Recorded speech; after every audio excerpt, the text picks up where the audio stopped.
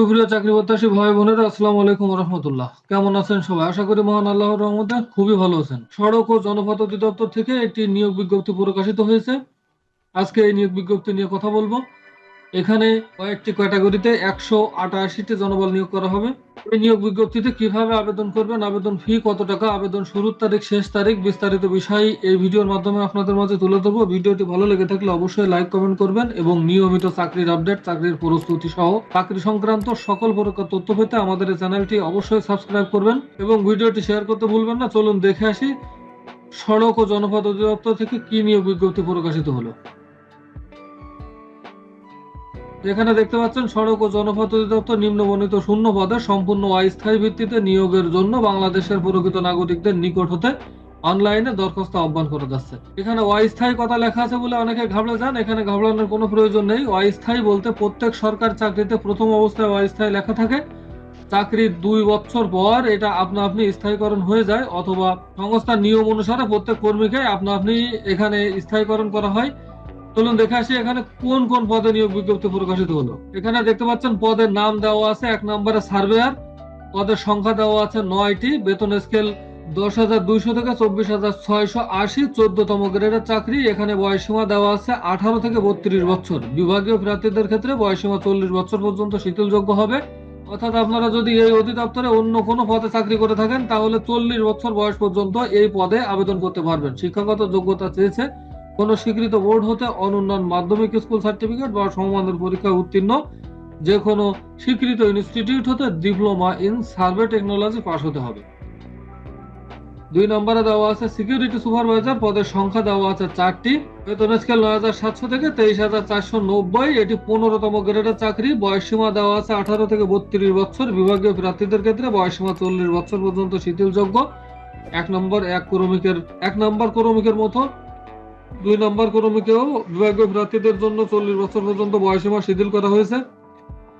এখানে শিক্ষাগত যোগ্যতা চেয়েছে কোন স্বীকৃত বিশ্ববিদ্যালয় হতে অনন্য স্নাতক ডিগ্রি, তবে বিভাগীয় প্রার্থীদের ক্ষেত্রে কোন স্বীকৃত বোর্ড হতে অনন্য উচ্চ মাধ্যমিক সার্টিফিকেট বা সমমানের পরীক্ষায় উত্তীর্ণ হতে হবে। অর্থাৎ যদি এই অধিদপ্তরে চাকরিরত হন তাহলে শিক্ষাগত যোগ্যতা কিছুটা শিথিল করা হয়েছে। ইন্টারমিডিয়েট পাস করে এই পদে আবেদন করতে পারবেন। আর যদি বিভাগীয় প্রার্থী না হন তাহলে স্নাতক ডিগ্রি থাকলে এই পদে আবেদন করতে পারবেন।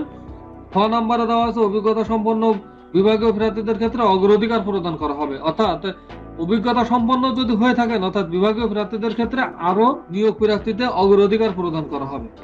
Bangladesh fire service and civil defence academy হতে যে কোনো অফিসার্স বা অগ্নি নির্বাপন সম্পর্কিত প্রশিক্ষণ কোর্স, অর্থাৎ সিকিউরিটি সুপারভাইজারকে এই অভিজ্ঞতাটা থাকতে হবে। Bangladesh fire service and civil defence academy হতে একটি যে কোনো অফিসার্স বা অগ্নি নির্বাপন সম্পর্কিত প্রশিক্ষণ কোর্স থাকতে হবে। 3 নম্বরে পদটির কথা বলা হয়েছে। এখানে দেওয়া আছে ইঞ্জিন চালক। এখানে পদের সংখ্যা দেওয়া আছে 16টি, বেতন স্কেল 9,700 থেকে 23,490, 15তম গ্রেড। বয়সসীমা দেওয়া আছে 18 থেকে 32 বছর। বিভাগীয় প্রার্থীদের জন্য একই কথা লেখা আছে। শিক্ষাগত যোগ্যতা চেয়েছে কোন স্বীকৃত বোর্ড হতে অনুন্নত মাধ্যমিক স্কুল সার্টিফিকেট বা সমমানের পরীক্ষায় উত্তীর্ণ। অভিজ্ঞতা সম্পন্ন প্রার্থীদের অগ্রাধিকার প্রদান করা হবে। 4 নম্বরে ওয়ার্ক অ্যাসিস্ট্যান্ট। এখানে পদের সংখ্যা দেওয়া আছে 52টি। এই একটি পদে 52টি জনবল নিয়োগ করা হবে। 9,300 থেকে 22,490, বেতন স্কেল 16তম গ্রেডের চাকরি। 18 থেকে 32 বছর বয়সসীমা দেওয়া আছে। শিক্ষাগত যোগ্যতা এখানে এখানে কোনো বিভাগীয় প্রার্থীদের কথা বলা হয়নি। এখানে বিভাগীয় প্রার্থীরা আবেদন করতে পারবেন না। যেখানে বিভাগীয় প্রার্থীরা আবেদন করতে পারবে না সেখানে চাকরি পাওয়ার সম্ভাবনা একটু বেশিই থাকে। তাই আগ্রহী প্রার্থী যারা আছেন কোনো ক্রমে মিস করবেন না, অবশ্যই এই পদগুলোতে আবেদন করবেন।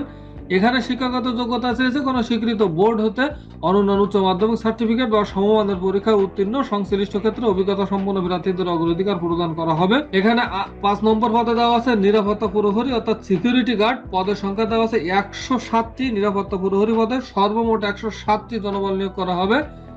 বেতন স্কেল দেওয়া আছে 8,250 থেকে 20,010, এটি 20তম গ্রেডের চাকরি। বয়সসীমা 18 থেকে 32 বছর। শিক্ষাগত যোগ্যতা আছে কোন স্বীকৃত বোর্ড হতে অনুন্নত মাধ্যমিক স্কুল সার্টিফিকেট বা সমমানের পরীক্ষায় উত্তীর্ণ। সামরিক ও আধা সামরিক বাহিনীতে পুলিশ, আনসার বাহিনী, বিজিবি এর অবসরপ্রাপ্ত সদস্যগণকে অগ্রাধিকার প্রদান করা হবে। উচ্চতা দেওয়া আছে 1.62 মিটার অর্থাৎ 5 ফুট 4 ইঞ্চি, ওজন 110 পাউন্ড, বুকের মাপ 0.76 থেকে 0.81 মিটার অর্থাৎ 30 ইঞ্চি থেকে 32 ইঞ্চি। এখানে সামরিক বা আধা সামরিক বাহিনী থেকে অবসরপ্রাপ্ত যারা আছেন তারাও আবেদন করতে পারবেন। সাধারণত এইসব পদ থেকে যারা অবসর নিয়েছেন তারা এইসব পদগুলোতে আবেদন করে না, তাই এখানে ভয় পাওয়ার কোনো কিছু নেই। যাদের কোনো পূর্ব অভিজ্ঞতা নেই, শুধুমাত্র এসএসসি পাশে মাধ্যমিক স্কুল সার্টিফিকেট থাকলেই আপনারা এই পদগুলোতে আবেদন করতে পারবেন। নির্ধারিত সময়ের ভিতরে আবেদন করুন। এখানে আবেদন ও ফর্ম পূরণ, পরীক্ষা অংশগ্রহণের নিম্নবর্ণিত শর্তসমূহ অবশ্যই অনুসরণ করতে হবে। বাংলাদেশ এখানে দেওয়া আছে, বাংলাদেশের সকল জেলার প্রার্থী আবেদন করতে পারবেন।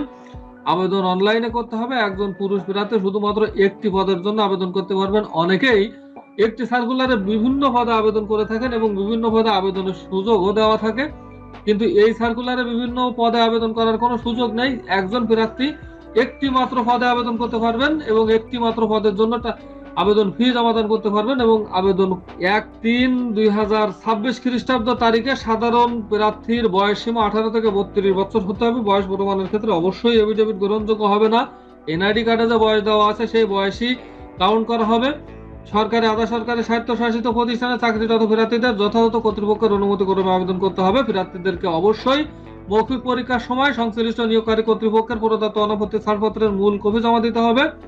এগুলো প্রত্যেক চাকরির ক্ষেত্রে, যদি অন্য কোনো সংস্থায় বা অন্য কোনো অধিদপ্তরে চাকরি করে থাকেন, নতুন কোনো সার্কুলার আবেদন করতে চান, তাহলে সেখানে আপনার যে বস থাকবে, বসের অবশ্যই অনুমতি নিয়ে এখানে আবেদন করতে পারবেন। এবং মৌখিক পরীক্ষার সময় সেই অনাপত্তি পত্র দাখিল করতে হয়। এটি সব চাকরির ক্ষেত্রে এবং এটি সব চাকরির পরীক্ষার ক্ষেত্রেই প্রযোজ্য হয়।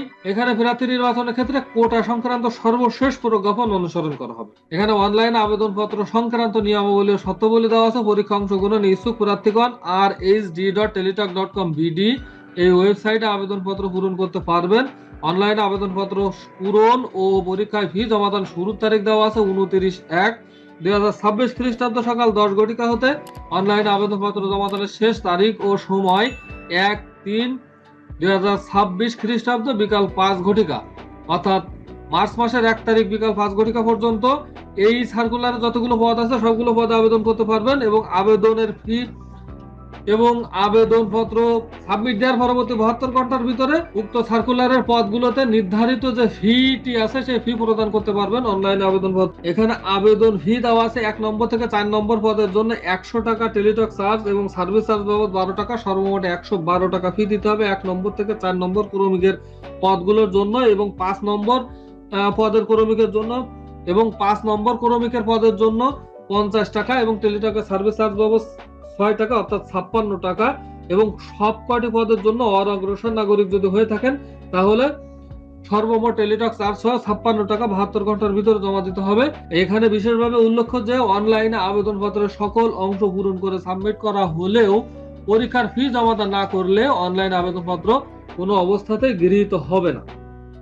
অর্থাৎ সবগুলো রিকোয়ারমেন্টস পূরণ করা সত্ত্বেও যদি পরবর্তী আবেদন সাবমিটের পরবর্তী 72 ঘন্টার ভিতরে যদি পরীক্ষার ফি জমাদান না করেন তাহলে আপনার আবেদনটি গ্রহণযোগ্য হবে না।